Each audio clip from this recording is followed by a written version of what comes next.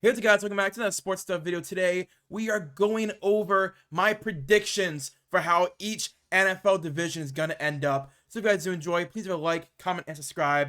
Hit the notification bell to be notified when I post next. Let's get into our division rankings of how I predict the season's going to go for each of these teams. So starting off in the AFC West at number one, yes, your eyes got to deceive you. I do have the LA Chargers overtaking the Kansas City Chiefs at 11-6. This Chargers roster is really good. Not only do I really like the coaches, but in the offseason, I feel like the Chargers have really attacked the issues that they had last year.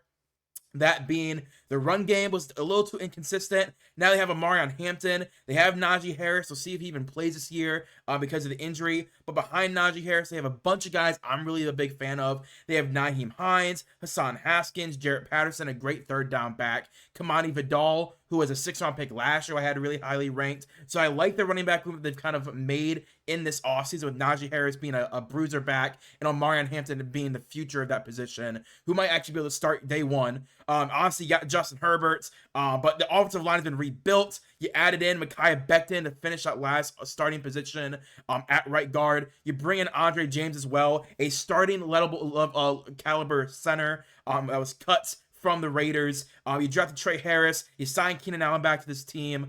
I really like where this team is headed when it comes to their offense. And defensively, I also like the additions that they made. Whether grabbing Dante Jackson, the corner from Pittsburgh, grabbing Deshaun Hand, what they did in the draft as well with Kyle Kennard, the pass rusher. I don't know. I just really like what they did in the draft, they did in the offseason. They didn't spend too much money, but the money that they did spend, they attacked the positions of need. And again, you have a really good quarterback. You have a good coaching team, coaching staff to get the most out of this team. I think the Chargers, this is their year. If they don't improve, then it's just this team is kind of stuck in habitual mediocre pack.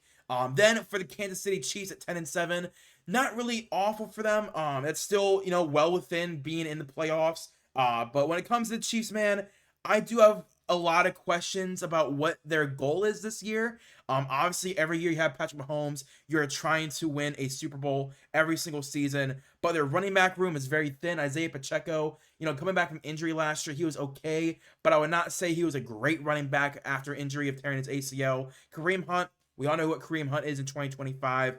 You grab Elijah Mitchell from the San Francisco 49ers. He's a pretty solid back, but the running back room is definitely something that needs more attention. The wide receiver room, I love the Jalen Warles pick in the draft. You also have Juju, Rashee Rice, Hollywood Brown, Xavier Worthy. You got a bunch of guys I definitely do like as players. But Rashee Rice might get suspended at one point in the season. Juju Smith-Schuster is 31, 32 years old. Hasn't really done a whole lot in the last couple of seasons. Xavier Worthy, honestly, former first-round pick. I'm excited to see him in year two. We know what Hollywood Brown can be in the NFL. Jalen Warles, again, a really good possession receiver. But their offensive lines where I'm excited, right? You have Josh Simmons, who you drafted in the first round. Great tackle. Apparently, he has solidified himself as a starting left tackle. Good job. Jalen Moore, you overpaid him a little bit this offseason, but that's fine.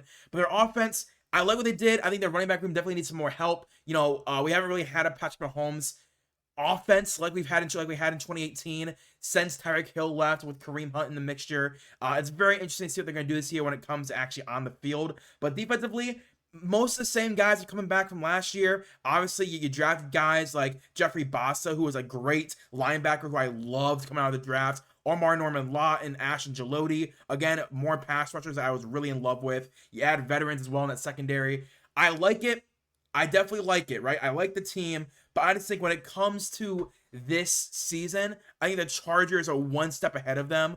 Again, I still have the Chiefs at 10-7. That is not a bad number to be at. You can obviously be 14-3, 15-2. I think those days of the Chiefs with this current roster construction are behind them. They have Travis Kelce, who is probably at the end of his career at the end of the season, wants to end on a high note, try and win another Super Bowl. But I do think the path to them winning another Super Bowl has become immensely harder than it was 3, 4, 5 years ago.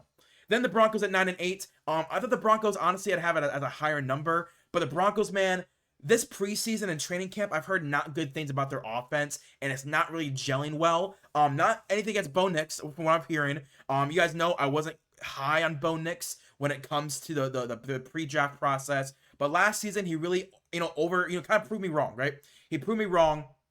But I've heard really bad things about this offense, and as a Browns fan who after last year felt good going to the season, but hearing all offseason and preseason and training camp that Deshaun Watson and this offense did not look good, it looked clunky. I'm hearing the exact same reports with the Denver Broncos, so I'm gonna teeter off them a little bit. 9-8, they're still a winning record, still a very good season in Denver, but I am gonna teeter off for them. Obviously, the additions of J.K. Dobbins, Pat Bryant in the drafts, RJ Harvey in the draft, Evan Ingram in free agency, and they added to this already really young, solid offense. I like it.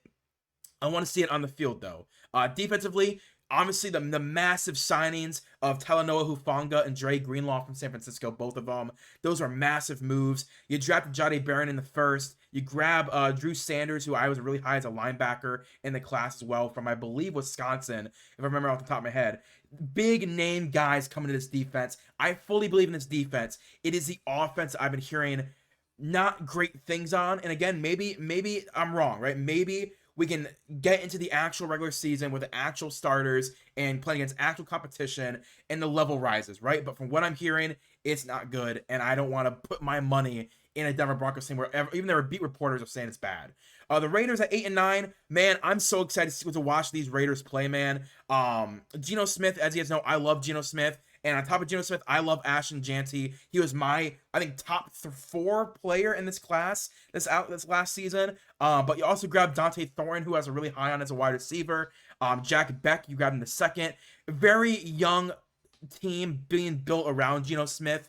As I said, when Tom Brady and Pete Carroll came into the Las Vegas Raiders this offseason, I said they need to get a veteran quarterback and a bunch of young guys around the veteran quarterback so the vet can kind of build this team up to a really good level, and then they can draft their replacement for that old quarterback, and he can come into a situation where the team is ready to compete. And that's exactly what they're doing with Geno Smith. Really good offensive line, good weapons, and on defense, a complete overhaul of their bad defense from last year. Guys like Jeremy Chin got brought in, Darian Porter, Terrell Edmonds, Eric Stokes, obviously Devin White, Elandon Roberts, Jermaine Pratt. Not guys you really want to talk about, let's be honest here, but it's different. It's different, right? We know how bad their defense was last year, so bringing in a bunch of 1 to 2 year veterans to kind of set the culture that Pete Carroll wants in the next draft or two, I think is important, and I like it. I love it. Jamal Adams being brought back as well is insane. I can't believe Jamal Adams is back. But 8-9, I think it's a very good number for them. This is a team that without Pete Carroll, I would have put as a top 5 pick. But I think 8-9, just outside of the playoffs, is where you want to be. So for the AFC West, 11-6, 10-7, 9-8, and 8-9. Then for the AFC East, as you can see, I have the Bills at 13-4, Jets 8-9, Patriots 5-2, Dolphins 2-15. For the Bills, man, when you got the reigning MVP in the NFL, even if I don't think he deserved it, you got the reigning MVP. You brought back most of the crew as well. Most of the guys are now extended. I am a big fan of this Bills team when it comes to their defense. Obviously, it's not the same as it was in like 2019, 2020, but I think it's just it's better. It's better quality down the board, right? It's not high-end guys. Like you had Von Miller last year doing nothing for you, but you signed Joey Bosa to a 1-year deal. You grabbed Landon Jackson, who I was high on from South Carolina. Deion Walker from Oregon. TJ Sanders I was high on from Ohio State, I believe. Max Harrison. So many guys in this draft that I love. You got them as a depth guys for year one. You add them to the Ed Olivers, the Greg Rousseau, AJ Epinezas of the world. You re-sign Trey White and Dane Jackson as well.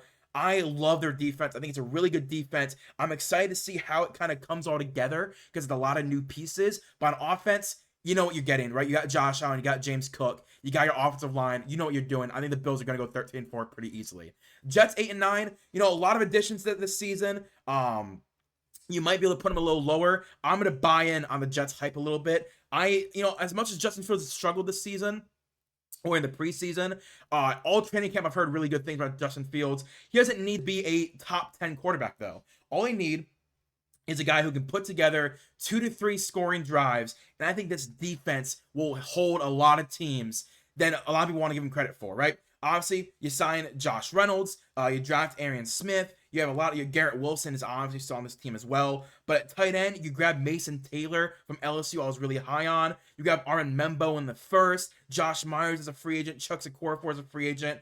So this offensive line I believe in. It's very agile, very movement heavy, and I think that Justin Fields, he loves to run around and loves to throw on the run as well. He is going to love this offensive line. And on top of the offensive line, you add the running backs, Breece Hall, Braylon Allen, Isaiah Davis. Y'all know I love Isaiah Davis, and I love Braylon Allen. So Breece Hall, who could get traded, but I don't think he's going to. I love it. Defensively, again, a lot of like deep depth guys were added.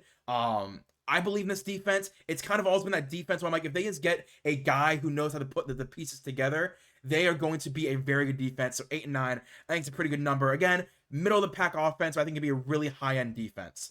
For the Patriots, the only reason I have them this low is because it's a rebuild, right? It's a retooling, a rebuild team. Yes, Stephon Diggs, Mac Hollins, for Drake May. But I think they're actually rely towards the end of the season more on their young guys, right? You got Demario Douglas, Kayshon Boutte, Kyle Williams, Efton Chisholm. Those guys are kind of taking over training camp. And I think by the end of the season, it's going to be a young movement because they're going to be like, okay, we're 3-4, or we're 3-10. We're not going to win any more games. Let's just get all the young guys out there, and they're going to get a lot of really good development. Offensively, Will Campbell, I loved Will Campbell. Jared Wilson from Georgia. I was really high on Jared Wilson as well.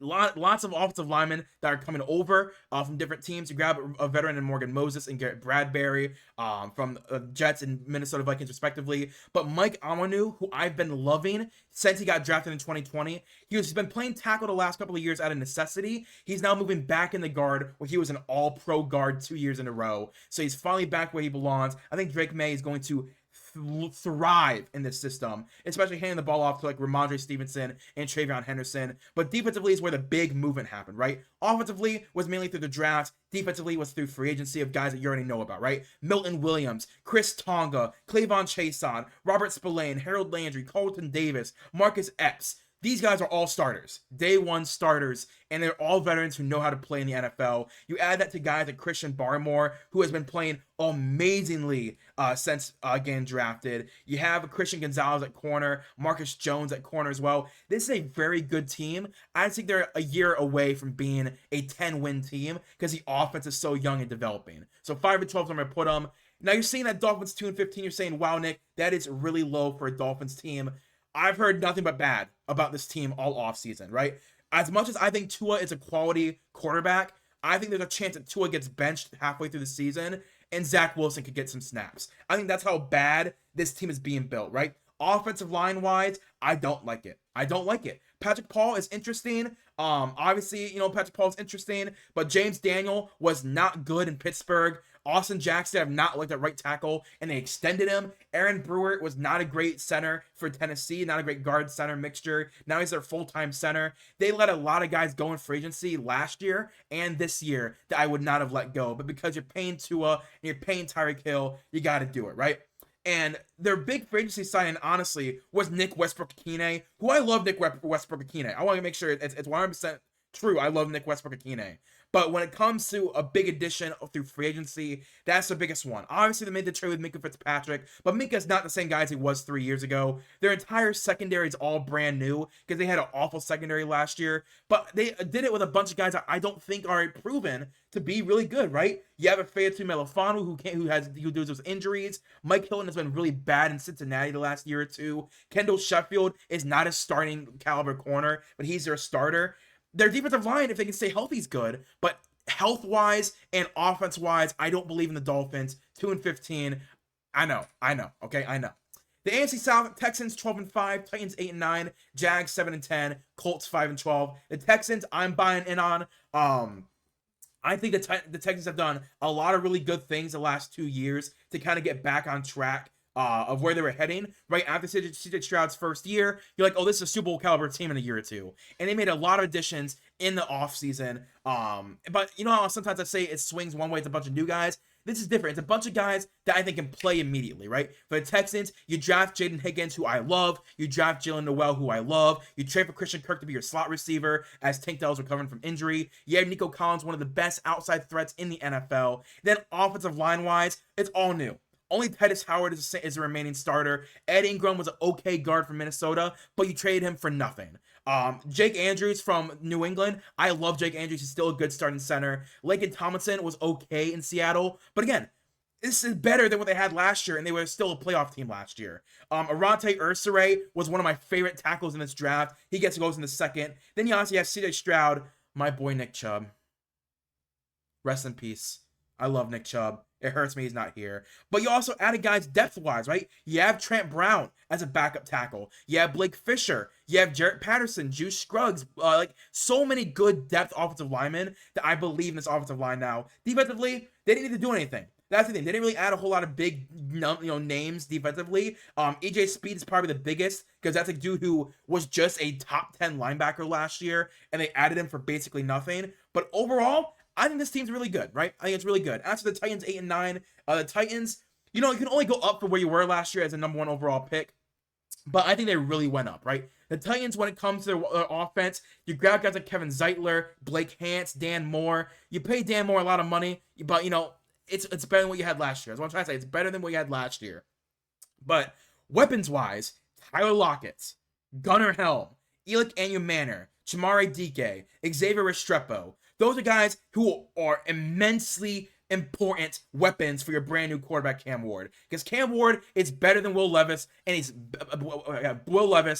is better than Mason Rudolph, who you had last year. So everything on offense got better, and defensively, you're getting guys back who are going to come back healthy, right? You add a couple of starters like Draymond Jones, a good pass rusher, Cody Barton, a good linebacker from Denver, Xavier Woods in Carolina had a pretty good season, but a lot of your guys on defense are either coming off of injury or coming back from their second season, and their rookie season was very, very, promising. So Titans, I believe in. I think 8 and 9, just missing the playoffs, is a number you would love to have. For the Jaguars, listen, man, I don't think the Jaguars got it. I'm not a big fan of Liam Cohen. I've been saying that. I don't think like Liam Cohen. Offensively, you drafted a lot of guys, you signed a lot of guys, but I don't believe in Trevor Lawrence. That's just me. I don't believe in Trevor Lawrence. I was high on him 2 or 3 years ago. I had him as a potential top 10 quarterback. He has completely fallen off a cliff.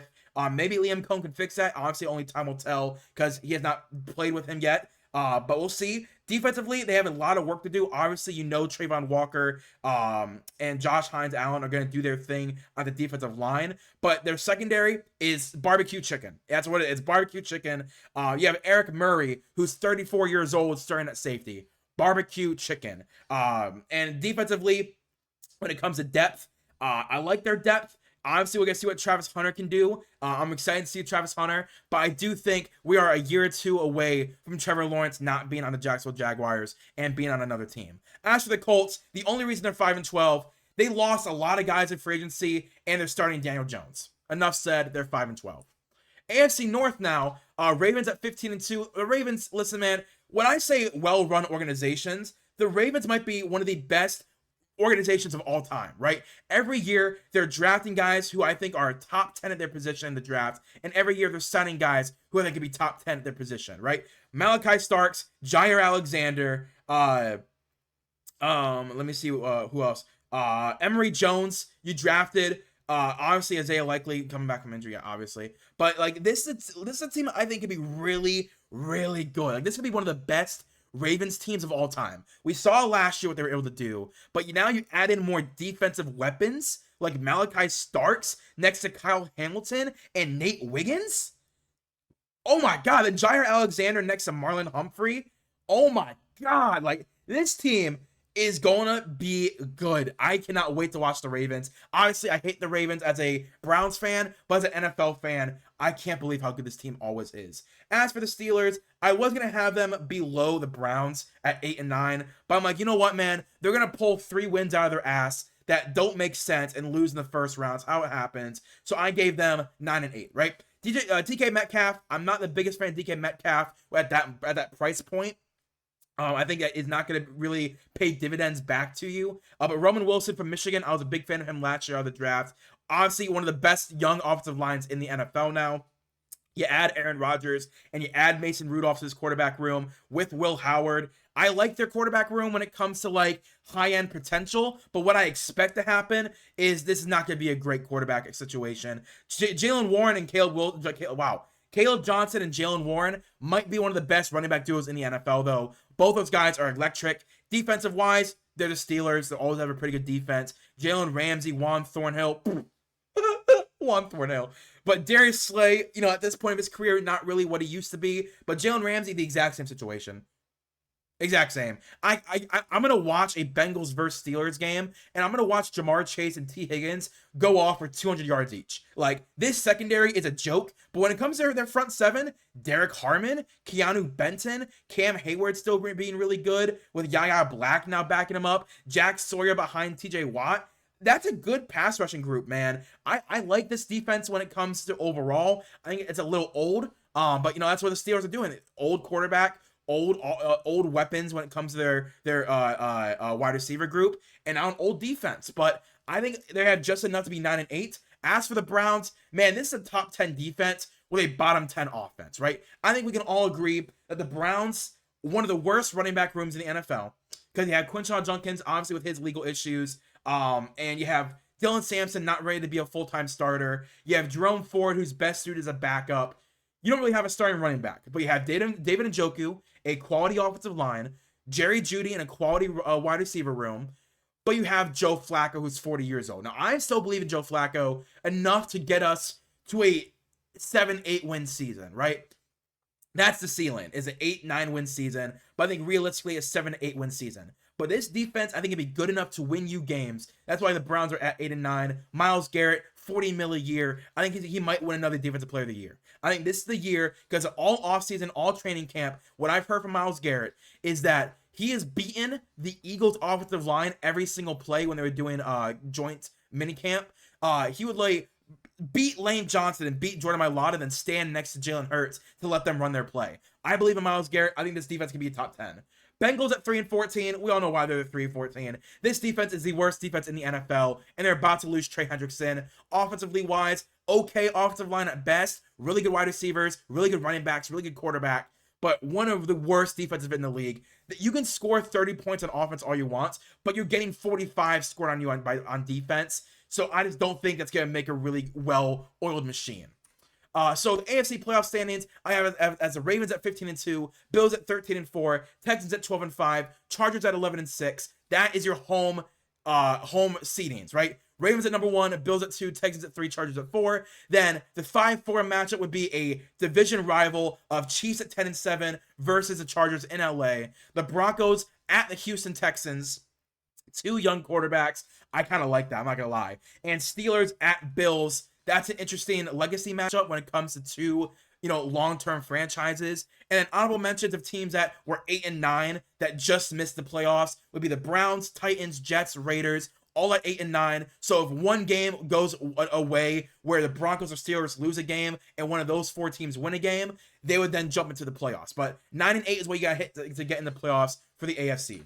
As for the NFC, the Cardinals at number 1 at 11-6 for the NFC West, the Rams at 9-8, the Niners at 9-8, and the Seahawks at 7-10. The Cardinals, I'm buying all in on, right? I think the Cardinals could be the biggest jumper. They're the team I'm betting the most could be a non-winner of a division to win it this season, right? I think they could be easily the biggest team to jump their rankings, their seedings.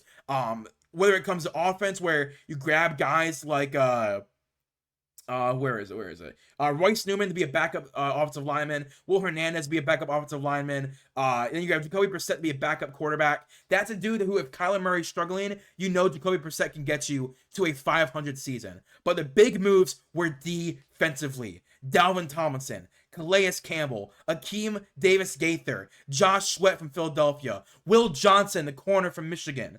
That's just the starters. When it comes to the secondary or the backups, you got guys like Denzel Burke, Walter Nolan, Bilal Nichols. I was going to say Elijah Nichols, Mikael Walker, right? These are guys that I think could be genuinely really good backups. I cannot wait to see this team take the field, because I think this team is a defensive superstar away from being a top team. Right, because offensively, they kind of did their thing last year, but their defense would always fall apart. Now you got great veterans who can come in and start for you, but Josh Sweat can be the true difference maker. When he was underneath Jonathan Gannon, the current head coach of the Cardinals, the 1 year he had Gannon as a defensive coordinator, Josh Sweat had 13.5 sacks. He had never gotten 10 sacks above So he's not gotten above 10 sacks since that season. He had 13 and a half underneath Gannon. I think we can easily expect another 13 to 15 sack season from Josh Sweat. And Will Johnson only fell because of injury. You add him to a cornerback room of Garrett Williams, Kei'Trel Clark, Joey Blunt, Budda Baker, Max Melton, Jalen Thompson. Oh my God, that secondary is stacked. Then for the Rams, the only reason they're 9-8 is because of Matt Stafford.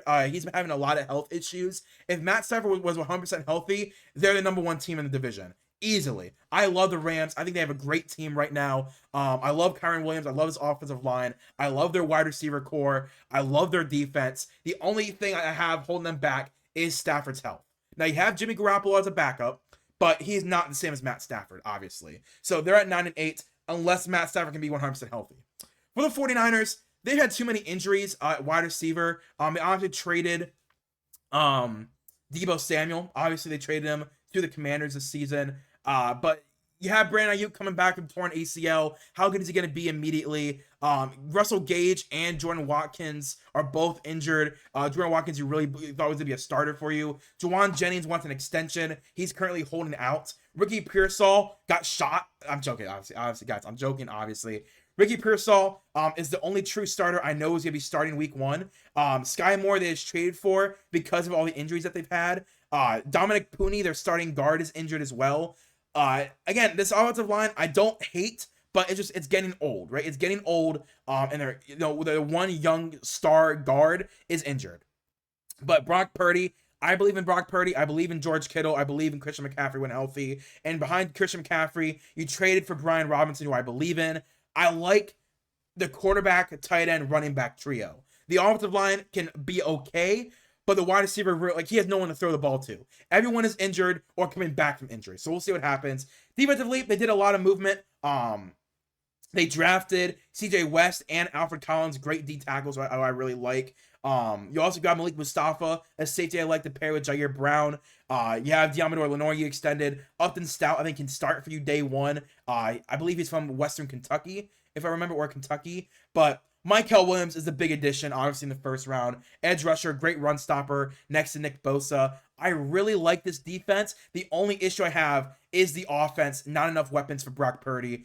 You're going to be running the ball a lot. And obviously, when you can't throw the ball, you're going to stack the box. That's the only reason I have it. And as for the Seahawks, I like the Seahawks. I don't think they're going to be the worst team in the world. But, 7-10, it's not awful. Is it awful? I don't think it's awful. You obviously signed Sam Darnold to be your starting quarterback. I love Gray Zabel. You drafted in the first round. I like him. You signed Cooper Kupp.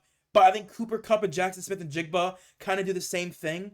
I know that's really mean to say, but I think they kind of do the same thing. You have MVS and Jake Bobo as well, who I like. But offensive line-wise, I like the offensive line.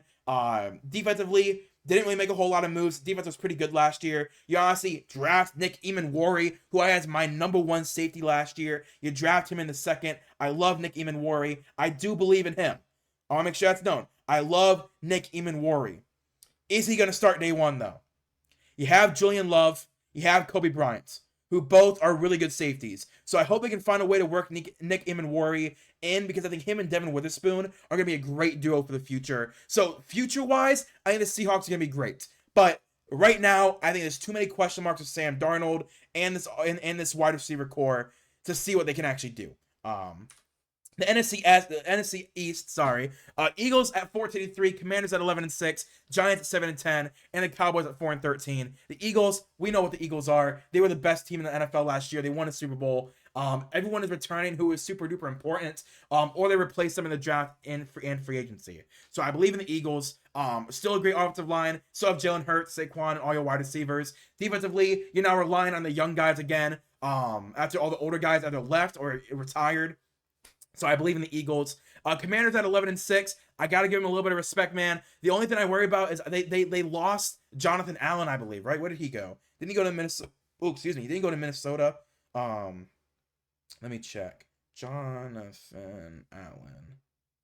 Isn't he with Minnesota now? Yeah, they lost Jonathan Allen, who I thought played a really big role in why they were really good last year against the run. But I can't believe I'm saying this. Their coaching staff did a great job. They did a great job. I can't believe I'm saying it. But when it comes to trading for Deebo Samuel, grabbing Noah Brown, drafting Jalen Lane, who I really like. I like the wide receiver core. Hopefully, Terry McLaurin, they can figure out how to keep him. Offensive line wise, you have Larry Tunsil, you have Sam Cosmi, you have Andrew Wiley, Tyler Biadasz, Brandon Coleman. I like their starters. And in the Cummings, they have Josh Conerly, who I love. Josh Conerly. He was, again, another one of my favorite tackles in this class this year. I was expecting them to kind of draft a tight end. They didn't do it. But Jaden Daniels, I like Jaden Daniels. He was one of my favorite quarterbacks last year. So I'm happy he was succeeding. Then defensively, you add what you needed to add. You grab Von Miller. You grab Will Harris, safety. You draft Trey Amos. I like the defense, man. It's not the best in the world, right? Marshawn Lattimore, hopefully a full season with the Commanders, can kind of have a bounce back year. I really thought they'd go more in on this window that they had, right? Like DeMarcus Lawrence, I really thought was going to be going to Washington, but he goes to Seattle instead. I thought they would have grabbed a really top tier pass rusher. They didn't do that, but 11-6, I think is still a good season following, because, you know, sophomore slumps happen. If you can have an 11-6 season after that rookie year for Jaden Daniels, you run that card in. The Giants at 7-10. The reason they're at 7-10 is I don't know what they're doing at quarterback, right? Is Russ going to start week 1? Is he going to start the entire season? Is Jameis Winston going to get run? Is Jackson Dart going to get run? What are they doing? They have 3 starting quarterbacks who could start this year, and I don't know which one's going to start which week, right? If Russell Wilson has an okay month 1, but they're 0-4, but he had a good month 1, are they going to bench him for Jackson Dart or for Jameis Winston? What are they going to do? So that's the only reason I have them at 7-10. Their defense is still in the works, but I love Abdul Carter. I thought that was one of the best draft picks of the night. I love Abdul Carter. The Jackson Dart pick is looking better and better every day. I was not a fan of Jackson Dart being drafted in the first round, but he looks better. He had a great preseason. He had a great training camp. I think there is a chance he starts he starts the end of the season. But I hope he does it. I hope he sits for a full year and they let him develop. That's what I hope. You have 2 starting caliber quarterbacks in Russ and Jameis. Let them start year 1 and let him come in year 2 and be a starter for Jackson Dart. The Cowboys at 4-13. I hate everything they did this offseason. They didn't address their defense at all, really. You're not extending Micah Parsons. You hire Brian Schottenheimer, who's an awful offensive coordinator. You hire him as a head coach. It's awful. I hate every single thing that the Cowboys did. They didn't address running back in a powerful way. They drafted another offensive lineman. You have more issues in your offensive line. Your defense sucks. And you drafted another offensive lineman, Jerry. That's like 6 years in a row, outside the CeeDee Lamb year, you've drafted offensive linemen. We get it. You want a good offensive line. But there comes a point where the rest of your team is suffering, and you hire a bad offensive coordinator to be your head coach. 4-13. I hope Brian Schottenheimer gets fired after this type of a year, but I know he won't, because they don't fire head coaches. They're going to give Brian Schottenheimer 5 years as a head coach, and he's not good enough. He is not a good enough head coach to even, I don't understand it. 4-13. I'm done.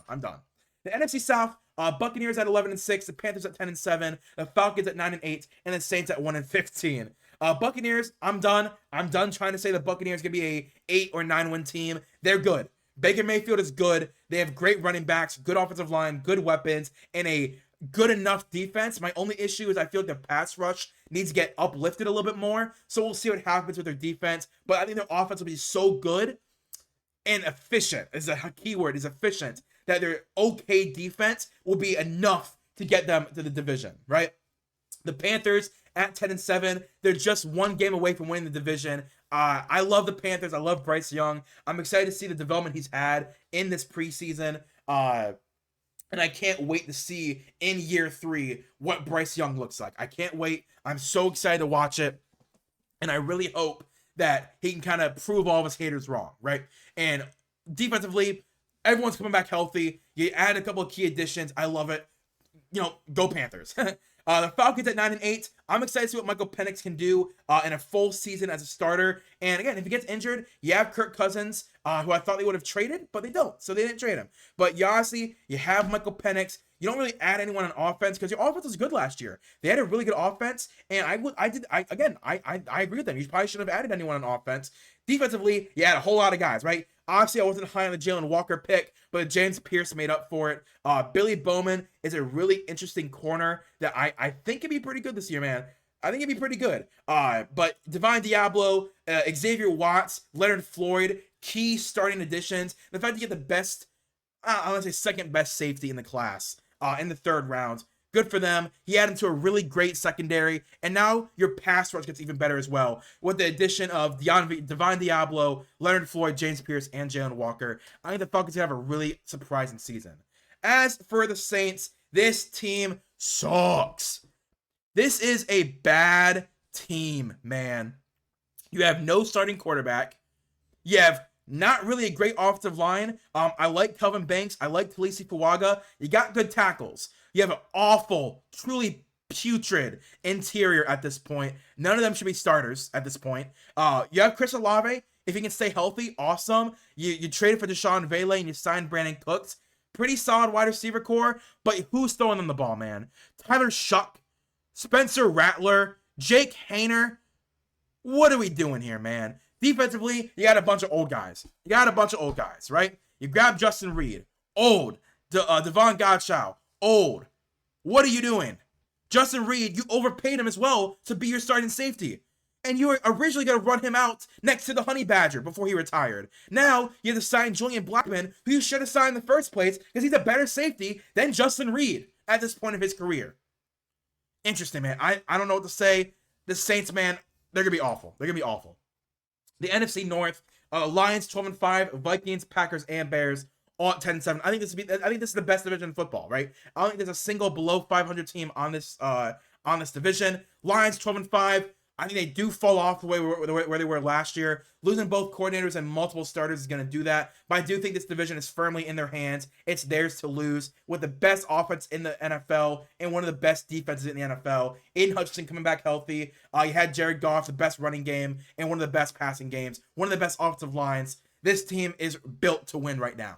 The Vikings at 10-7. I think JJ McCarthy, I'm excited. We know that Kevin O'Connell can make any quarterback look good. And I think JJ McCarthy is better than any quarterback he's had in the last 3 years as a head coach. So I'm expecting them to be even better than usual. JJ McCarthy is one of the most accurate quarterbacks in college football history and coming out of the draft combine history. So I really believe in the Vikings. The Packers, 10-7. Again, I think they might take a step back. They lost their number one corner. Obviously, he wasn't really a number one corner anymore, but Jair Alexander had respect in the NFL, right?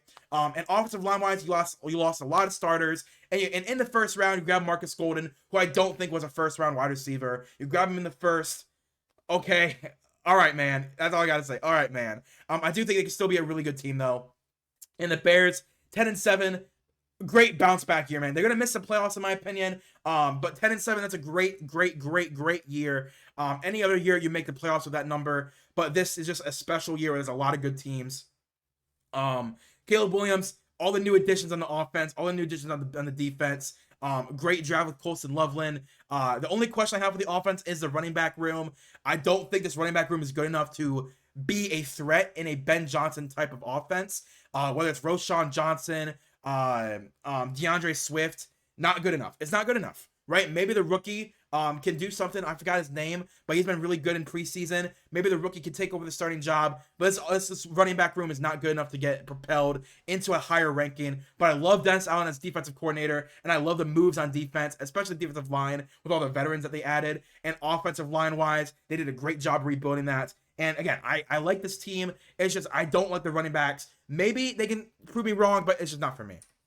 So the NFC playoff standings, I have the Eagles at 14-3 as a 1 seed, Lions at 12-5 as a 2 seed, Cardinals at 11-6 as a 3 seed, and Buccaneers at 11-6 as a 4 seed. That's your home playoff games. And the Commanders are the 5th seed at 11-6. They're facing the Buccaneers at 11-6. Commanders-Buccaneers would be a fun game, man.